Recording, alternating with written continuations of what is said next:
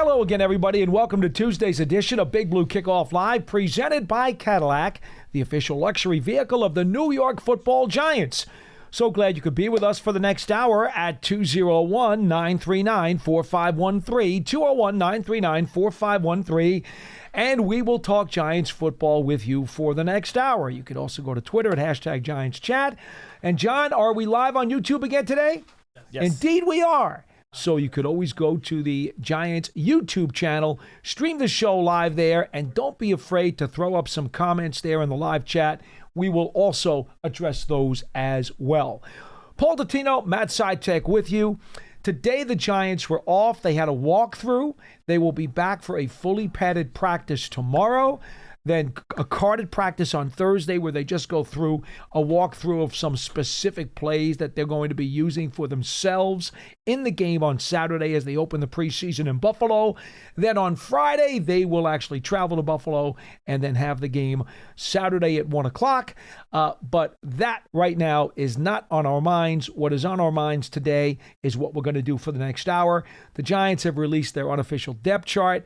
You guys know how I feel about those things, but there are a couple of small items that I do think we should at least mention. The depth chart is put out by the Public Relations Department. It is not put out by the coaching staff. It is not anything to be confused with as being official at all. However, as we know, Andrew Thomas has been dealing with rehab for his foot. At least the Giants depth chart, and many times, by the way, when you see the preseason depth chart, it'll be the projected week 1 depth chart, and people won't even take the time in the Public Relations Department or the Media Relations Department to consider what has happened during the spring or summer camps. That's not true here at the Giants. The Giants PR staff is all over it. They've been out there. They've been watching the practices, and Andrew Thomas is not on the Giants depth chart that came out today. And so that just tells you that these guys are doing their job and they're on top of things. Their eyes are open. Andrew Thomas is not the starting left tackle this weekend against the Bills. No surprise. Yeah, I mean, look, with this unofficial depth chart, and I cannot emphasize this enough, unofficial. This is not coming directly like from Coach Dable. This is unofficial. I'm going to say it a million more times over the next hour to make sure I hammer the point down. But yeah, the guys that are listed on this unofficial depth chart are the guys that have been out at practice. If a guy is not out there practicing, which if you're on the PUP list, you're not out there practicing, you're not going to find that guy's name on this unofficial depth chart. That's just the way we do it around here. Honestly, that's the way you should do it because you're going into a game week. You have the guys that are officially, able to practice available to you. The guys that aren't practicing on the PUP list are obviously not going to be suiting up because they're not allowed to suit up while they're on the PUP list. So it makes sense to do it this way. But yeah, again, unofficial. So do not get all worked up if you see some player you think that should be the starter and he's currently the number 2. Abdul Carter is listed as the backup to Brian Burns on the outside linebacker position. I don't want you to see that and think, oh my God, the Giants have Abdul Carter as a reserve, because that's not necessarily the case. So, just take everything here with a grain of salt because it is unofficial. It's the preseason. I would say the week 1 depth chart, which again will be unofficial when we get to that point in a month, that will, I would say, carry a little more water than this one might, heading into the preseason opener.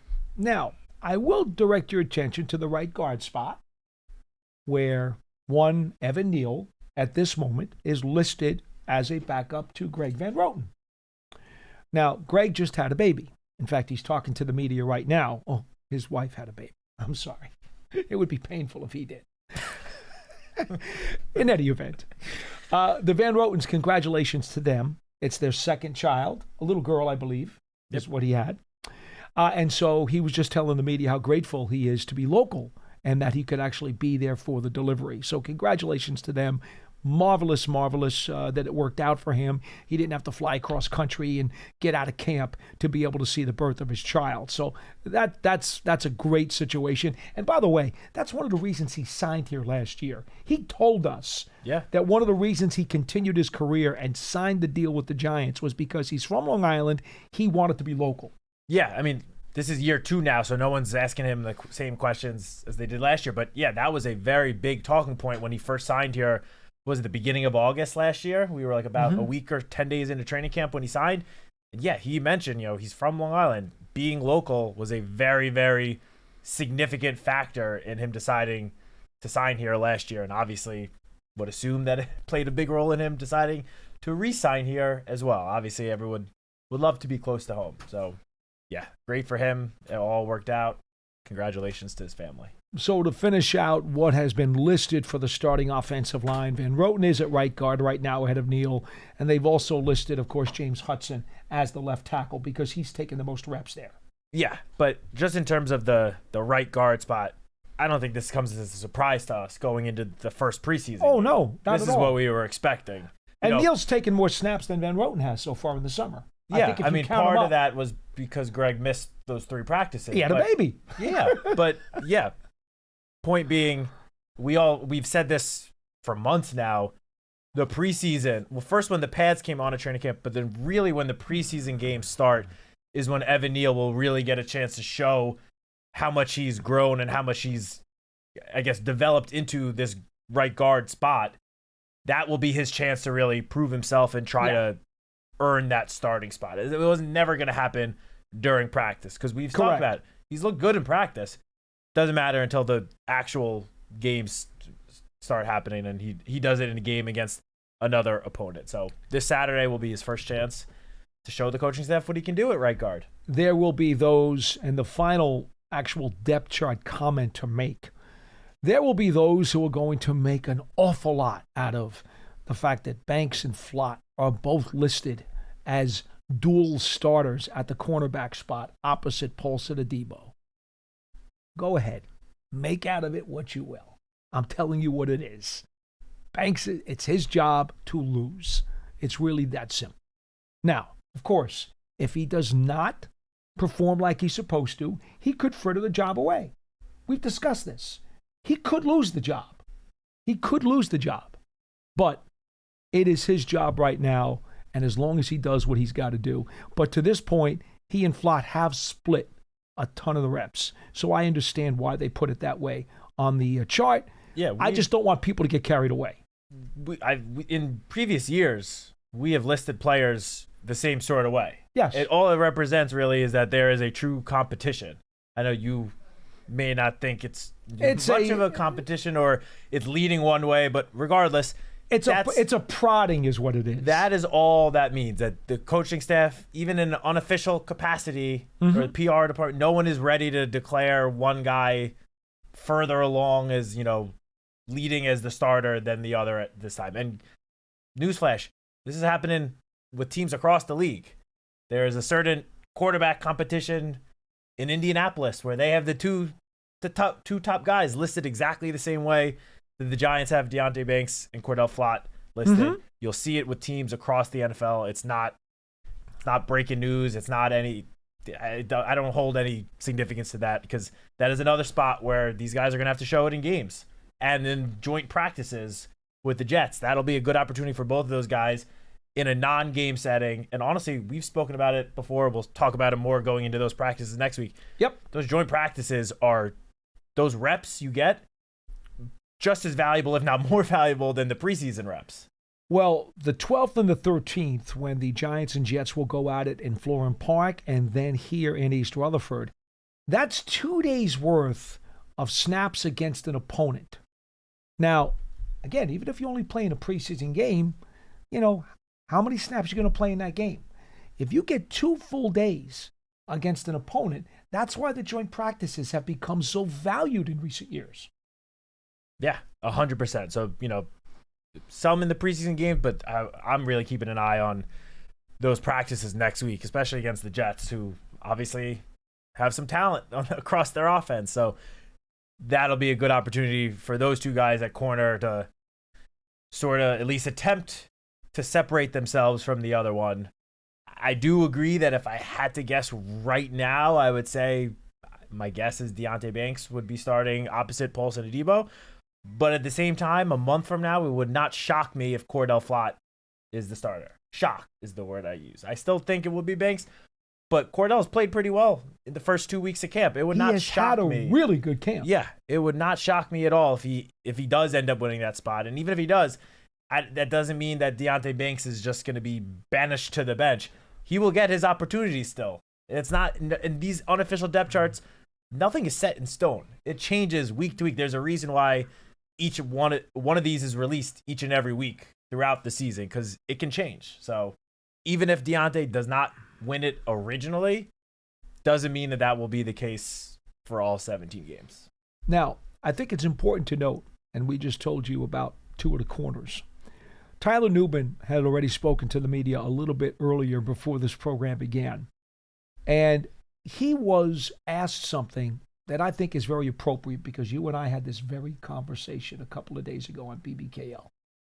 Somebody said to him, with all the hype that your pass rushers are getting, it looks like your secondary could wind up being pretty darn good this year too. How do you guys feel about not getting that kind of attention when everybody is piling it on the front and not really talking much about the secondary? Right? We just talked about this, didn't we? Yeah. Okay, so Nubin's answer, and I thought this was really good. He goes, the guys know what they have in the defensive backs room, and they don't need too many people talking about them, and these guys are hungry. That's the exact approach he needs to take, and the exact approach those guys need to take. You know what that reminds me of? That reminds me of the Giants teams under Coach Coughlin. Sure. He did not want anyone talking about the Giants as front runners or contenders. He wanted the Giants to sort of be in the background, and come the start of the season, each and every Sunday, that is when the Giants would do their talking. And sounds like Nubin has the same exact mindset. Maybe those visits from Coach Coughlin has been rubbing off on the team, which we can only hope that's the case, because that can only mean good things. Nubin was also asked about the overall hype that's being given to this defense. And again, to paraphrase, he said the mentality from the beginning of camp is that we have to earn it and we have to work for it, trying to get it better every day, playing every game this season. And the guys are absolutely focused and ready to go. Again, not buying any of the newspaper clippings, which in this isolated instance have actually been good. People are talking very well, very highly. They're saying very positive things about the Giants defense, more specifically the front seven. But as a whole, the defense has been getting some very pleasant commentaries from people around the country. They don't say that about the whole team. In fact, in spite of the good defense, they seem to say the Giants will be terrible. Okay, well, Nubin says they're not reading any of those press clippings anyway. Well, I mean, that does not surprise me in the slightest bit that Nubin is saying this, because Dexter Lawrence and Brian Burns have been reiterating this message since the start of camp. Honestly, going back to the spring, they have been saying, you know, media's talking all this. I'm not going to use their exact words because we're a family-friendly program. Gibberish. How about that? They can say all they want and, you know, put all this praise on us, but we have not done anything yet. It does not matter until we go out on Sundays and prove it in a game. Until that happens, everything else is just talk. And that's was coming from Dexter Lawrence and Brian Burns, who are the two most accomplished players on this defense in terms of their individual accomplishments and feats over the recent years. Yeah. And it is coming from them. So it's coming from the top of this defense down. And so Tyler Nubin, who from all reports, everything we've heard from all of his teammates and coaches, has very much been stepping up as a leader, despite the fact that it's only his second year in the NFL. The fact that he is reiterating this same exact message does not surprise me in the least. That means that that message from Dex and Burns seems to really be sticking with everyone on the defense, which is a good thing, because it doesn't matter how much talent you have on paper. You don't want your defense going into the season thinking, oh, we're hot stuff. No one's going to score on us. No, you want to go out, as Tyler Nubin said, come out hungry and prove to people that talk that they're putting on you, all those praises, that the defense is worthy of it first. All right. Now, the other item, Brian Daboll was asked again for the 5 gazillionth, 0.75 trillionth time about how many snaps his offense and his regulars and his starters will take against the Bills. Brian said for exactly the same number of times that he's been asked that his staff is going to continue talking about it, and they'll figure it out later in the week. Obviously, that will be after the writers get their chances to ask their questions. Now, he did, however, say this. Again, paraphrasing, preseason snaps are for the veterans, and they present a different value for each team. He said there's no right formula. You do what's best for your specific team. He said we talk about it as a staff, and there is no substitute for playing in the game. But you have to balance that against the injury risk. So he understands the question. It's a calculation that him and his guys are going to figure out and then come to a decision. He has not been one to play his starters since he's gotten here. I can't tell you what he's going to do against Buffalo until I'm in Buffalo and we're actually calling the game. He's not going to let anybody know. And you know what? He doesn't have to let anybody know. Because, as we know, things are different in the preseason where there are no required injury reports. So you don't have to say so-and-so is out. He's not starting because he's hurt or he's questionable or whatever the case may be. In the preseason, you don't have any of that. So that's the way it is. And I know most of the scribes are very frustrated by this, but that's just the way it is. So, folks, don't ask about who's starting against Buffalo or what does it mean, because we have nothing for you. Yeah, I have no idea who's going to start, who's going to play, how much they're going to play.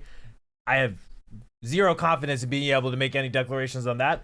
I am very confident in saying that we will not hear anything of that sort from Coach Daboll prior to the game on Saturday. There's no doubt. This is now his 4th season, and I can't remember going into one preseason game the last 3 seasons where he actually shared, oh yeah, we're going to play the starters, X amount of series or drives, maybe a quarter. No, he's not going to share that information.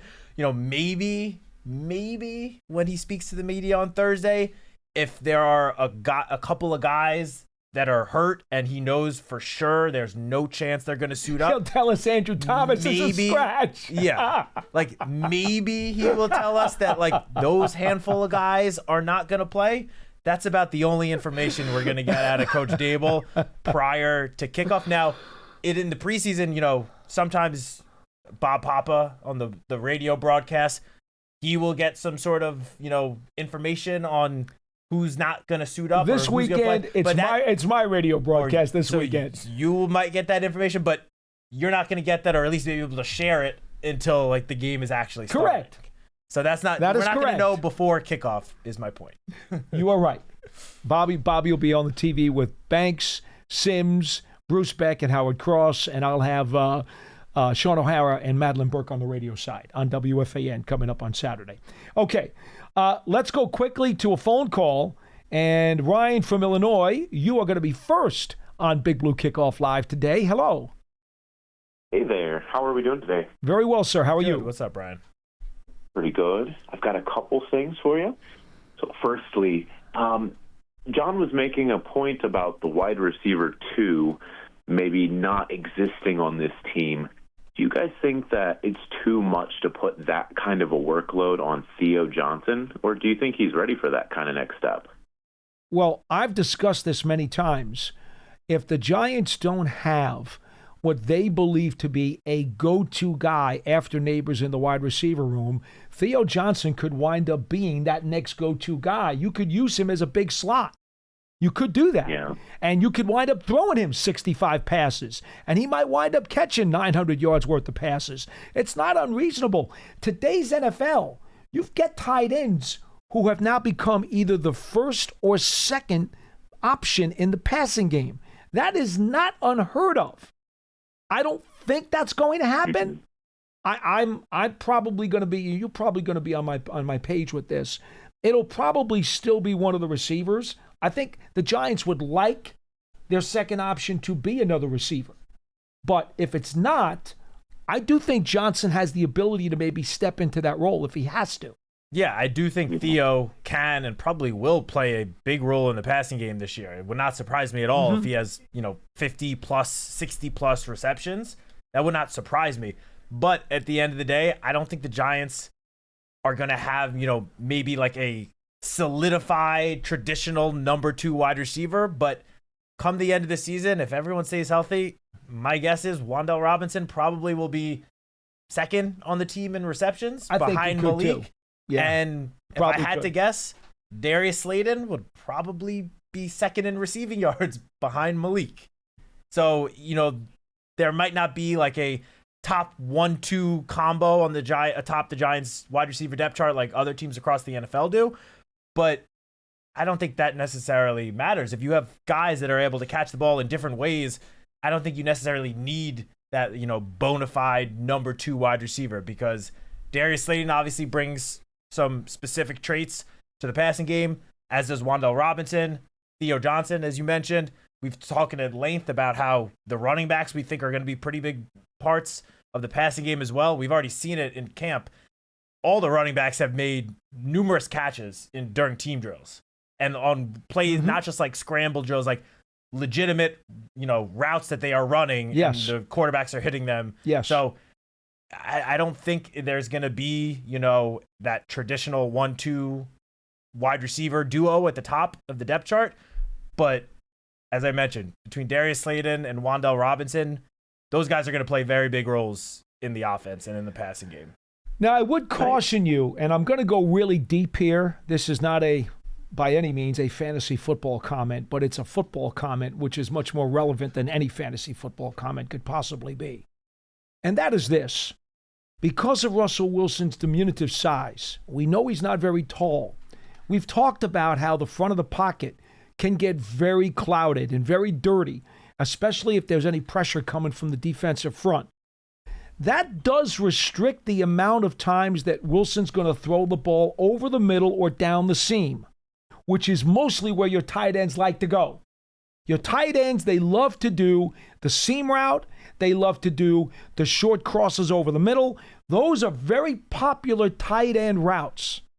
Now, if the Giants cannot use their offensive line to protect those passing lanes correctly, and they're forced to use a lot of rollouts and a lot of stuff to the perimeter because that's where Wilson has the cleanest amount of passing lanes, then it is quite possible that your tight end will not necessarily compile big-time receiving numbers.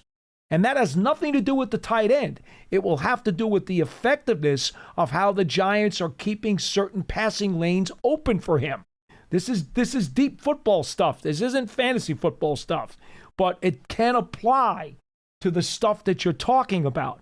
If you're looking for him to catch 80 passes, with the Giants' offensive line what it is, I don't think that's going to happen. Okay? Right. So that is something you do kind of want to keep in mind. The beauty of Theo Johnson, and Russell Wilson's talked about this, Theo's a very large target. He has long arms. 6'6"? 6'5" at least, right? Yeah. I don't know what they're Huge. listing him as, but we've stood next to him. Yeah. And he's got long arms. So he does have a large catch radius, which helps him in that regard.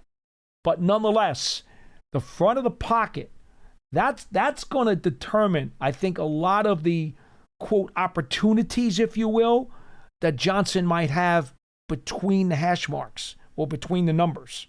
Wilson's got to be able to see him clearly.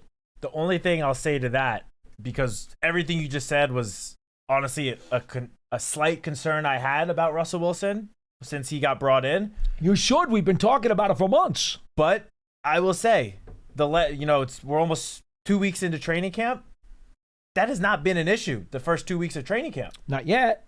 Not yet. But he has been completing passes over the middle. Yep. There have been a handful of plays where Russell Wilson completes a pass in traffic to one of his pass catchers over the middle, where I turn to you or to Dan Salomon on the sideline, and I'm like, how the heck did he get that pass there? Right.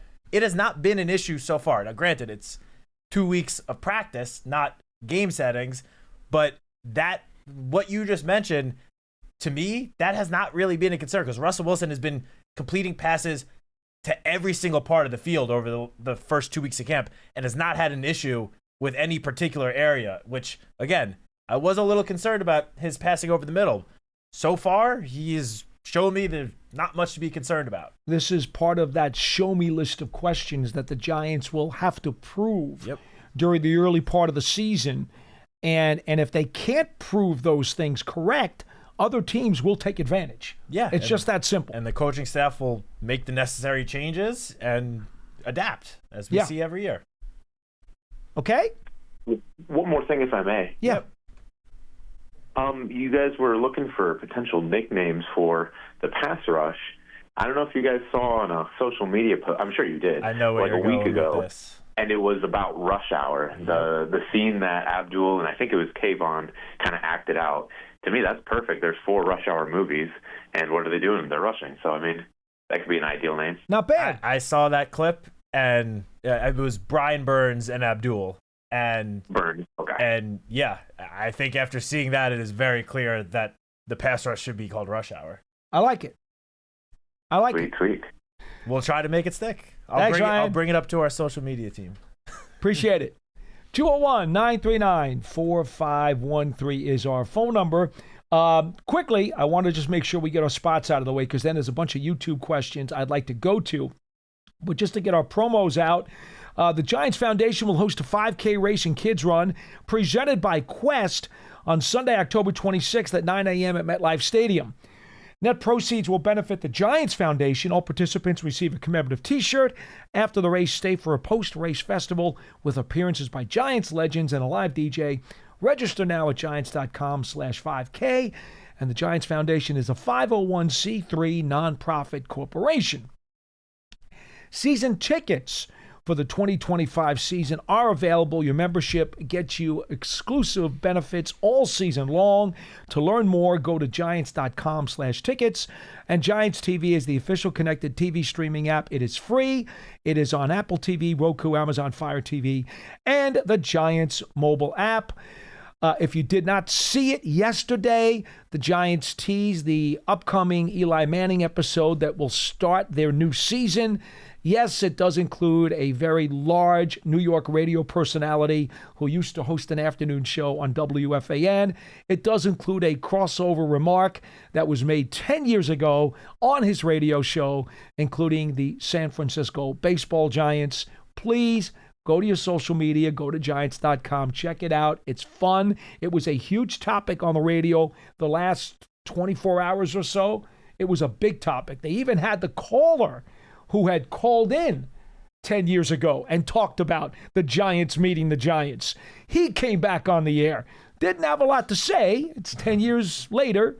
But nonetheless, it certainly has made the rounds. So check it out and you'll get a better idea what that's all about if you haven't already seen it. Yeah, it's only a 30-second clip, so it's not going to take up much of your time or your day. You can watch it multiple times if you'd like, but yeah, that clip alone on clip is awesome. On Giants social media has already gotten a couple million views, which is crazy. Has it really? It That's has. Great. And since that is great. Since we're plugging the Eli Manning show real quick, I know it's sort of old news now, but it was just a couple days ago on Friday that we posted the season 4 season finale of the Eli Manning show, which featured a cameo of a certain co-host of mine.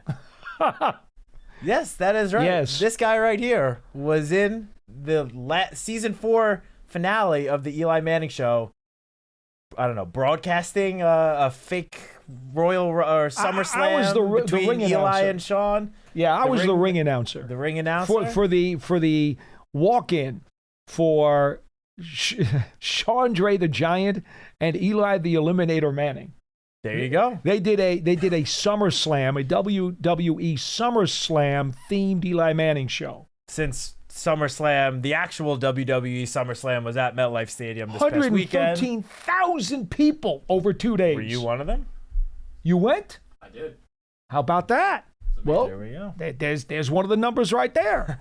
and a lot of the Giants were there too. Yes, the Rush Hour crew. See, we're going to make it stick. They were all there. But Fortunately, they didn't run into the ring. Correct. But yeah, that episode came out on Friday. I know it's kind of old news now with the new teaser we put out. I know. But it's still out there on, Giants.com, the Giants YouTube channel, the Giants mobile app. If you want to get another little cameo appearance from Paul. It was looked fun. like you had fun. I did have fun. I'm glad. It was a real goof. It was a lot of fun to become a ring announcer for a day. Anyway, all right, YouTube comments, and please ring us up, 201-939-4513. We love talking to people more than we do reading the chats, but that's okay. If you're bashful and shy, we'll go here anyway. The over-under guy says, do we know if starters are starting versus the Bills or the Jets? Now, the Jets, preseason game number 2, the Patriots, preseason game number 3. No, the answer is, not only do we not know who's starting against Buffalo, we have no idea who's starting at games 2 or 3 of the preseason anyway. However, I do think, based on past experience with Brian Daboll and the logic that most NFL coaches use in today's game, you're more likely to see more of your regulars take a few snaps in game number 2. Yeah, I was going to say traditionally in the preseason, there's always one game that the starters play more so than the other 2 games, now that we're into 3 preseason games.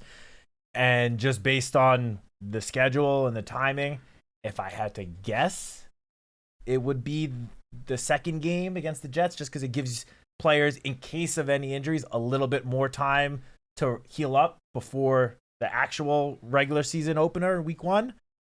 But that's just going off of what we've seen the last couple of years. That doesn't mean it's going to be the case this year.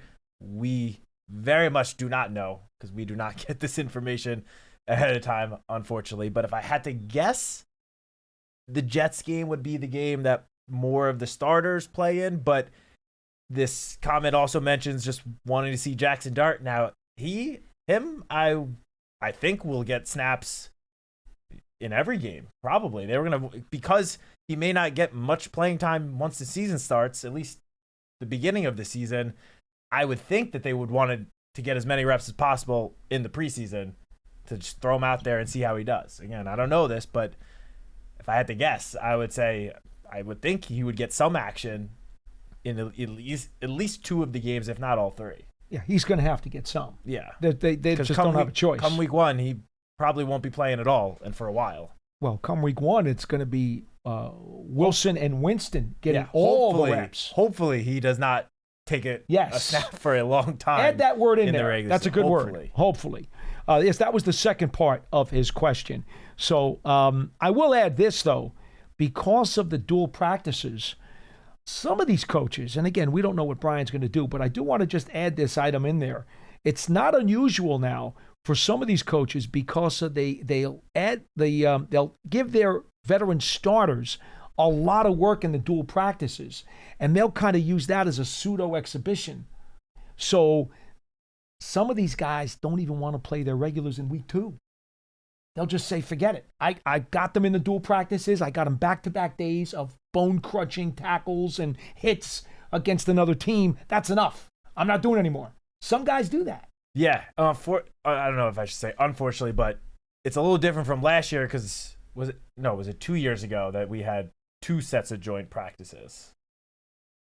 Last year was just the Jets joint practice, correct? Last year, Detroit was in. Detroit was in. Okay. Yeah, remember Amon St. Brown 2 years started ago, some we trouble? went to Detroit. Yeah. 2 years ago. Okay. Yeah.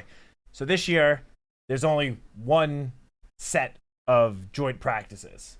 And Coach Daboll, I believe it was over the weekend, sometime within the last couple of days, spoke that he did research and found out that it is better for the team to not have joint practices leading up to the first preseason game, right, and to instead have them in the second preseason week, because it gives them a little more time to get used to, training camp practices and hitting and these padded practices, hitting, just to try to minimize the injury risk. So we don't have, an exact blueprint from the previous year to kind of go off of in terms of how coach might do things this year. So that's why it's even more so where we're saying we don't really know what it's going to be. Very good. Little Gio, I'm going to read your question just to give you the satisfaction of saying that you posted something. But at the same time, tongue-in-cheek, you said, is the depth chart unofficial? Yeah, it is. Thank you. We do appreciate your time. And I figure, look, you spent the effort to type that out. We're going to give you a little pop on the show. Okay? Next time, try to come with a better question. Papa Sutra says, Paul, I can't freaking wait for this defense. This defense is looking monstrous. Well, there's the hype again. Tyler Nubin doesn't want to hear it, okay? Tyler Nubin doesn't want any part of your post. And gosh, seeing Russ put in work, I can't stop thinking about it.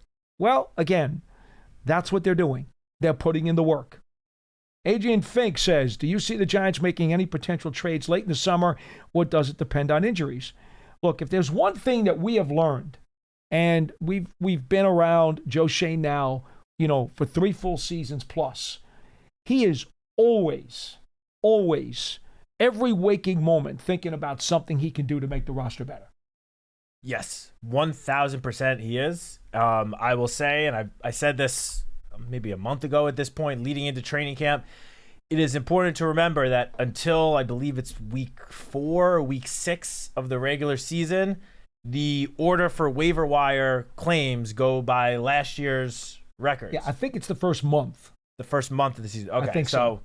The Giants will be number 3 in the waiver order, claiming order, in terms of everyone that's cut across the NFL.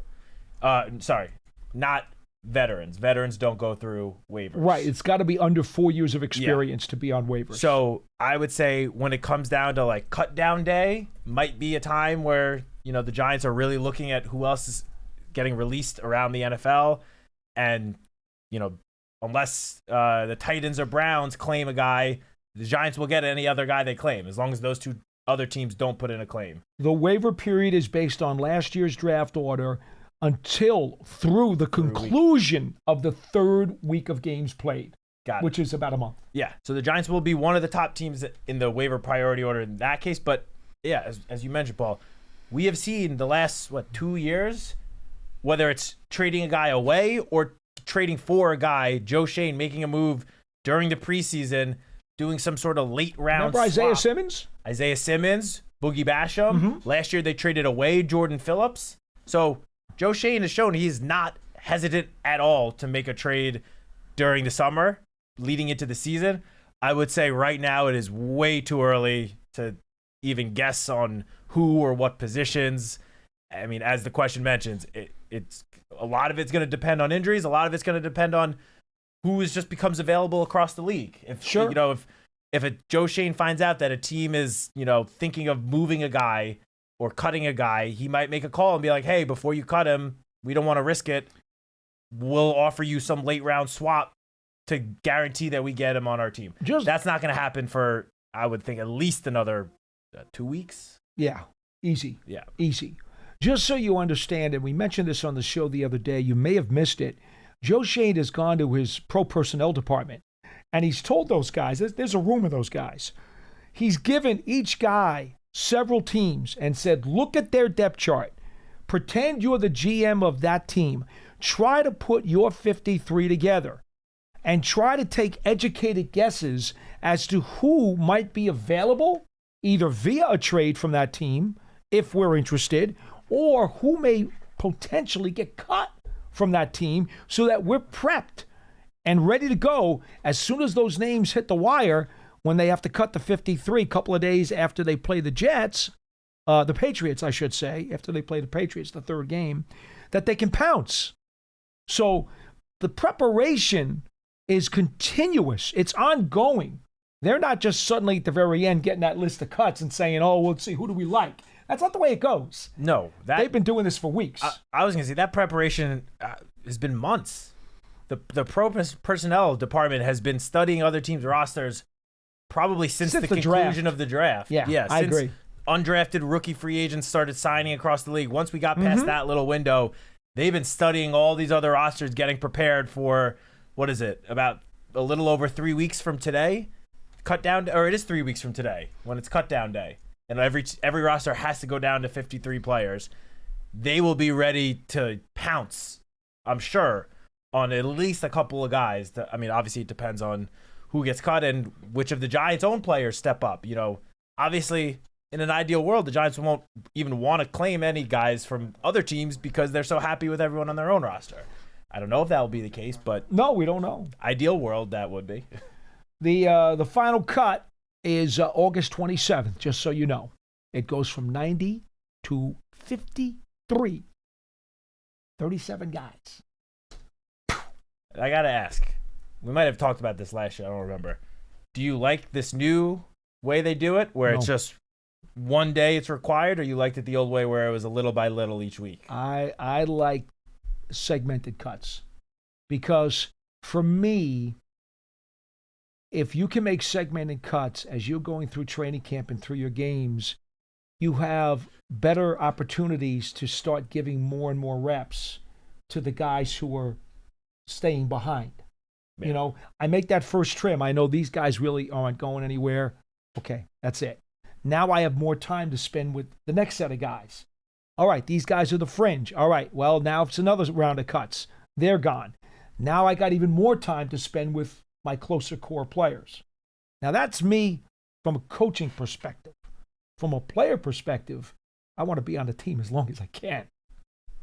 True. So it depends on whose hat are you wearing. Although from a player's perspective, if you get cut earlier from one team, it does give you more time to potentially latch on and show what you can do it does, with the second team. It does, but every player will tell you that every rep they take in practice gives them a chance to impress somebody. That's true. And if you are able to go through the whole 3 preseason games, remember that third preseason game, mostly everybody who's getting cut plays that third preseason game. Yeah. Because nobody wants to get anybody hurt. So all your back-end guys on the 90 are putting something on tape in week 3 of the preseason. If that guy is cut, player X is cut 2 weeks ago, he doesn't get to put anything on tape. That's true. So it depends on what hat you're wearing. Yeah. I tend to look at things from a coach's perspective. That's always my preferred mentality. So I would rather slice it down. But anyway, Little Gio has another comment here, and he says, do you guys believe Russ and the starters should get a series or 2 in the first preseason game? Look, I'm just going to go with this philosophically. I've always believed because, heck, I remember when Phil Simms played into the fourth quarter of a preseason game. I remember when Fran Tarkenton years ago played into the fourth quarter, played a whole preseason game. I'm of the mentality that players can get hurt at any time. I know there's a risk, but I think there's more benefit depending upon certain situations, the newness of the players, the newness of the unit, the mixture of the roster. I think there are instances where I would philosophically prefer my veteran starters to get some snaps in the preseason. But that is on an individual case basis. Well, they're saying the first preseason game, not in the preseason in general. This week's game. Yeah, and I think that goes for the first game too. Okay. No, I just wanted to clarify if you meant a preseason game or this. I think it applies in both cases, okay. Not just this game, but to the whole preseason. I think it should be determined on a case-by-case basis.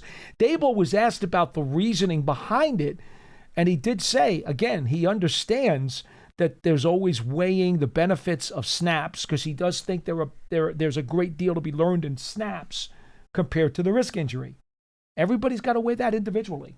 Yeah, no, I agree. I mean, look, there's a lot of continuity on the offensive side of the ball this year, but the one position that there's the biggest change from last year is the most important position and is the engine really for the entire offense. Obviously, I'm talking about the quarterback position. Yeah. So obviously, I do see the benefits of having, Russell Wilson go out this weekend with the starters, or at least some of the starters. I don't think I need to see Malik Neighbors go out there on Saturday. I don't think so either. He's shown me enough last year and the first 2 weeks of training camp where I'm like, I'm good with him. Hence why I said it's on an individual consideration. Yeah, but I do think, asking about Russ in particular with this question, I do think there is some benefit with having him go out there, even if it's just for one series, just to have him get his feet wet a little bit in an actual game setting with at least some members of the starting offense. But at the end of the day, I trust that Coach Dable and the rest of the coaching staff are going to come up with a good plan and a smart plan for the entire preseason. They don't look at it just 1 week at a time. They have a whole plan mapped out, obviously, for the next 3 weeks. And he's already said that. Yeah, so whatever he thinks is best, I'm gonna trust the guy who's been doing this way longer than even I've been alive. It's his decision to make, not ours. I would say, philosophically speaking, though, if you wanted the best case for Russell Wilson taking some preseason snaps this weekend or at all during the preseason, the best case to be made for that is to get his offensive line and him used to his cadence. Yep. Because right now, all they've got are practice reps. Yep. That's not the same as game reps. You not only need to be used to his cadence in terms of the tempo of how he calls signals, but the inflection of his voice, basically just getting used to listening to the sound of his voice while the crowd is yelling and screaming. You're under game conditions. We don't have game conditions here. Yeah. We got fans in the stands for training camp, but that's not game conditions. So there is something to be gained, even though Russell Wilson's been in the league 14 years. There is something to be gained by having him play some. It's not our decision to make whether or not that's valuable enough to put him in. And I'm sure Russ would say the same exact thing that we were saying. I'm Probably. sure if it were up to him, he would love to go out there. But at the end of the day, he's going to trust the coaching staff to do what's best for him and the entire team. I would say this, though. Again, I don't want people to think that I'm just a crazy risk taker. If I were to play Wilson for, let's say, a possession or two, it would be primarily handoffs. He's not rolling out. Okay? I'm not rolling him out. I'm not setting him back on a 5-step drop and asking him to throw the ball 50 yards downfield because now he's got to hold the ball too long and there's a chance he's going to get whacked. Okay? I would say very few passes if he's going to take some snaps because I want the benefit of the timing, the presence in the huddle, that too. They don't have a presence of Russ in the huddle for a game yet. Yeah. They don't know what that's like. So I would want that. I would want the benefit of the cadence with the offensive line and the receivers and the backs and the tight ends getting used to him calling signals. I would want that, and I could get benefit from that. But he's going to hand the ball off practically every time, and if he's going to throw it, it's going to be a quick wide receiver screen, okay, or it's going to be a swing pass to a running back, and that's about it. Because the ball's coming out as quick as possible. I'm taking no chances that a defender's going to come within a sneeze of him. Okay? I'm with you. 201-939-4513. You got some calls. We do. So let's go back to the calls, and we'll get back to the YouTubers in just a minute. David in Anaheim, California. You are next on the show. Hello. Hi, how are you guys doing? What's going on, Good. man? What's up, David? Hey, I'm a long-time listener, first-time caller. Thank you. Thanks for calling in. No, you're welcome. Thank you, guys. And I just wanted to call. I listened yesterday. It seemed like there was some confusion about what Cam Scadaboo is. Someone that lives on the West Coast, I watched him play a lot. He's a 3-down back. He can be anything you want him to be. Okay. Well said. I agree. So, I mean, there was some confusion about he's a power runner, he's a this runner. I think he's just an all-purpose running back. Yeah, fine. No argument here. I mean, fine. Coach Dable has straight up said that himself. Him, Tyrone Tracy, Devin Singletary, he's called all of them all-purpose backs. They can all do everything, which is great to have 3 running backs at the top of your depth chart that can run, catch, and block. Oh, no, I agree. And I just want to give a comp, if I could, to Cam Scadaboo. Yeah, let's hear it. So they're both 5'9", both over 210, both run a 4.65 40. Both have a nose for the end zone, and that would be Kyron Williams. Okay, the former Notre Dame back who's playing for the Rams. We just got a nice extension for the Rams. Today. Yeah. Yep. I love Kyron Williams coming out of school, so I mean, I'm not going to diss that at all. Yeah, I mean, if Cam Scadaboo has the start of his career like Kyron Williams is at, I think we'd all sign up for that in a heartbeat. No one would be disappointed with Kyron Williams 2.0. Yeah, and I really do think he is going to take over the starting role sooner than later. Well, I'll tell you what, Tyrone Tracy has had a terrific offseason, and Coach has been very, very insistent upon praising him for changing his carry with the ball security. And in fact, I was talking to Latrell Betts, the running backs coach, just last week, and they have really worked on that because remember the whole high and tight with Tiki? Yep. Tracy had trouble with the ball last year, and they have really done everything they can, and the proof will be in the games. But they've really tried to fix that, and they're looking forward to it because they think he has tremendous upside, and that could all be derailed if he can't hold on to the ball.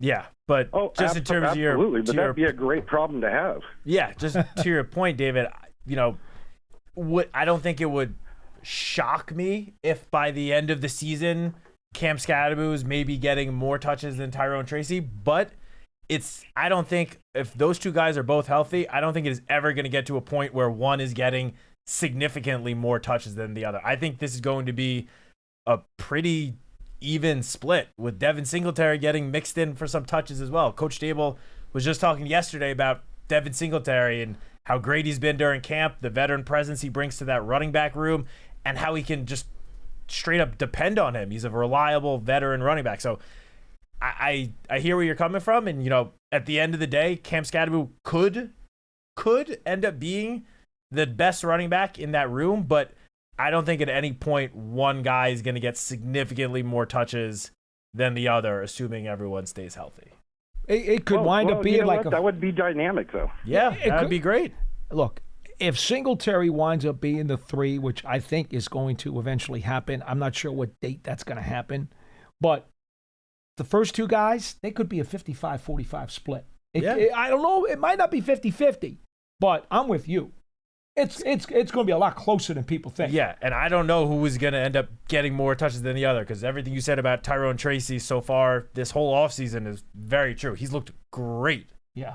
So I don't think the Giants are going to be rushing to, try to get him off the field. And he's got Cam better. Scadaboo's obviously got his own skill set, very talented player himself, and obviously everyone's going to want to see him on the field as well. So I really think it's going to end up being a fairly even split between the two if they stay healthy. To no one's surprise, David, Tracy's got a better chance of taking the ball to the house with long speed.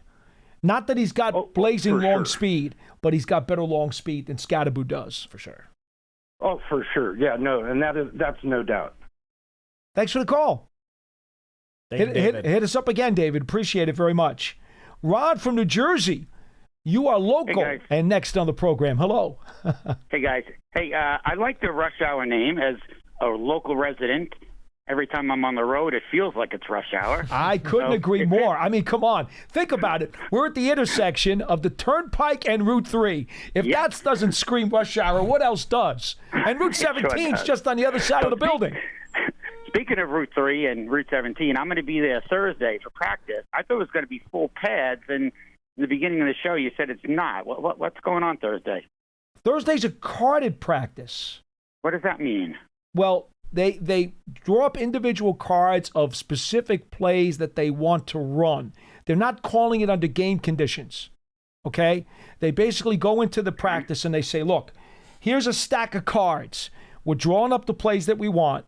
And in between each play, one of the assistant coaches goes up to the line of scrimmage and they hold up the card. They literally physically hold up the card and say, this is the play we're running, guys.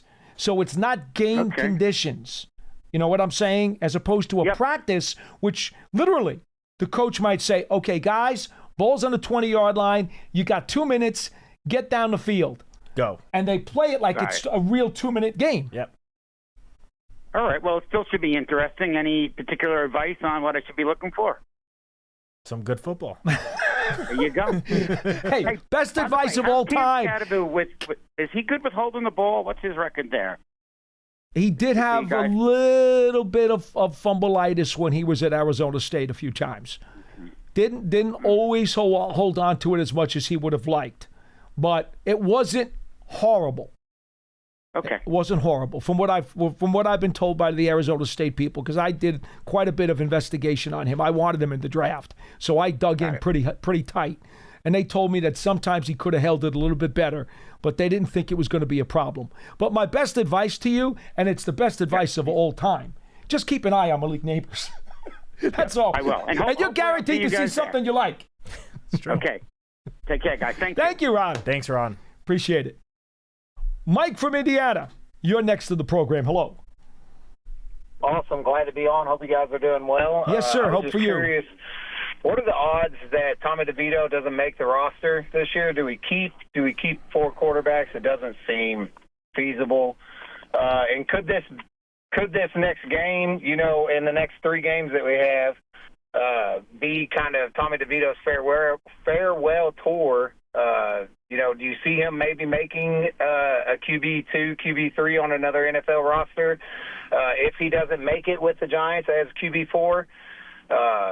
And who do you see having more playing time this week against the Bills, DeVito or Dart? And I'll take my answer off the air. Thank you. Thanks, Mike. Go ahead.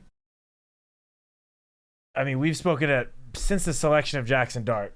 I feel like we've spoken about the quarterback question. I can't see the Giants carrying 4 quarterbacks. Right. Because it just, as we've talked about, you take 4 quarterbacks, you're taking away depth at other positions. And when you only have one guy that gets to play the position each game, obviously barring injury, it's tough to have that much depth at that position and sacrifice the depth at other positions where you have more than just one guy getting into the action each week. So I don't think there will be more than 3 quarterbacks on the roster. And given, obviously, the contracts that were given to Russell Wilson and Jameis Winston and Jackson Dart being a first-round pick, that would, put Tommy as, right now, the guy that probably has the least likely chance to make it.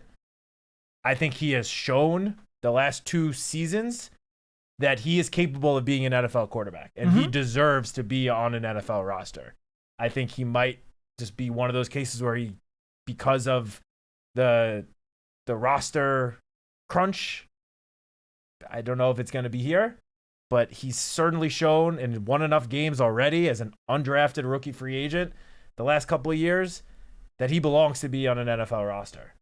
And if it's not here, unfortunately, obviously, I think we would all love for him to stay here no matter what, but I just think he's too good to, if he were to get cut here, for no other team to claim him. I don't think that would happen. I think he's shown that he deserves to get picked up somewhere else. And whether that's a QB2, a QB3, that I don't know. It will depend on whatever team picks him up, what their depth at the position is looking like. Obviously, things can change over the next few weeks.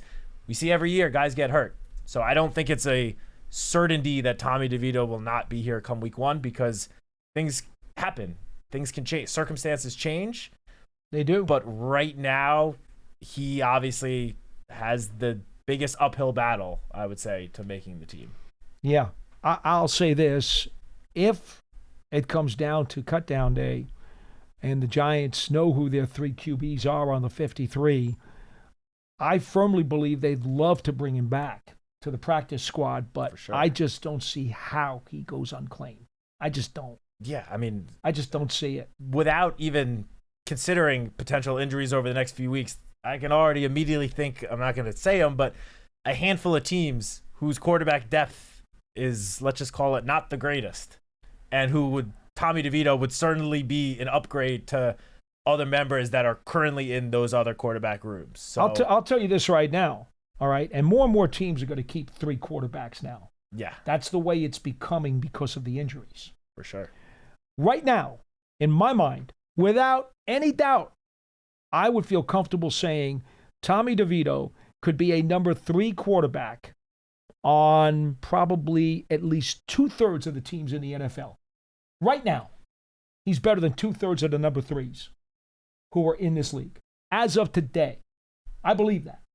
Now, can he be a 2? The only thing I will say is last year when he did get a chance to play again, he did not progress quickly enough for me to say he should be a 2. And that's one of the reasons why the Giants signed Jameis Winston. They wanted a guaranteed guy who had enough of a performance resume to be a 2 and also had veteran leadership that could also help with the young guy that they were potentially going to bring in. So in that regard, at the moment, I still think Tommy is a terrific number 3. Well, the Giants, in all likelihood, will already have 3 by the time they get to opening day. And that's the numbers problem that he faces. Yeah, but I do think, barring another team calling the Giants trying to trade for Tommy in the next, week or two, I think Tommy will be here until the end of training camp, because let's not forget. Sure. All 3 other quarterbacks in that quarterback room, this is their first year in the system. Mm-hmm. This is Tommy's 3rd year in the system. So obviously Russell Wilson and Jameis Winston have more NFL experience under their belts than Tommy DeVito by a wide margin. But when it comes to Brian Daboll and Mike Kafka's offense, Tommy DeVito is the veteran of the group in terms of the system. Yep. And those other guys have spoken to the media about how they will sometimes lean on Tommy to pick up things about the offense that they're still learning. So he's going to be here until the last possible moment. And don't forget, he's bonded very well with Jackson Dart. Daboll has told us that a few times. For sure. That's important. That's very important. All right, real quick, go to your Giants.com site and check out Phil Simms' sit-down with Tommy DeVito. If you're a Tommy DeVito fan, you're going to want to see it. Yeah, the new QB series. It's really Phil good. Simms sitting down with the quarterback, starting with Tommy. It's really it's fun. It's a terrific watch. Yeah. Get a chance and look at that if you wouldn't mind. Final couple of YouTube comments as we're running out of time on the program. Jamin Peacock says, hello, what is the best way to enjoy an away Giants game? I plan on going to Dallas game week 2 and want to get the most out of it. Thanks. Well, going to see a Giants-Dallas game is never a bad idea. There's a great rivalry there. It's an unbelievable palace of a stadium. And if you can get tickets and get in there, I understand why you'd want to go. Get some good Southern barbecue while you're in Texas. Or steak. Okay. Yeah. But I will tell you this. That stadium, unlike some other stadiums in the southeast of the country where you can get a lot of Giants fans and a lot of blue in the seats and a lot of people rooting for the Giants, when you go to Dallas, you're going to be in the minority. I'm just telling you. I mean, it's Jerry's world. It is Jerry's world. And he's not too fond of letting blue people in it. No. Okay. Lorson DB, what? Paul hates fantasy. Had no idea. Well, you haven't been watching the show very long. Little Gio again. First pick of a PPR league. Please, have at it. First pick of a PPR league. I am a fantasy guy, by the way. Probably Jamar Chase. If you're talking the whole NFL, the Giants, obviously Malik Neighbors. But okay, if you're talking NFL, Jamar Chase, probably. If not, maybe Bijan Robinson. Those would be my top 2. Okay. And then Lorson DB, just watched Paul's cameo on the Eli Manning show. Howard Finkel still has a job, and I'm not taking it from him anytime soon, but it was funny. Hey, don't leave out the part where they said 10 out of 10. Come on. Pat yourself on the back. You deserve it for that Well, one. actually, I appreciate that. Actually, Howard Finkel has since passed away, unfortunately. So, but I'm not gunning for his job anyway. It's fine. I'm a Giants announcer, and I'm staying a Giants announcer. Folks, thank you so much for joining us on Big Blue Kickoff Live, presented by Cadillac, the official luxury vehicle of the New York Football Giants. We will be back once again tomorrow for another live show, full padded practice on Wednesday, 2 p.m. Eastern Time. We're live for another hour. Remember, an archive of the show is available at podcast platforms everywhere, on the Giants mobile app, and at giants.com/podcasts. We have come to you from the Giants Podcast Studio, presented by Hackensack Meridian Health. Keep getting better. For Matt, I'm Paul. We'll see you again next time, everybody.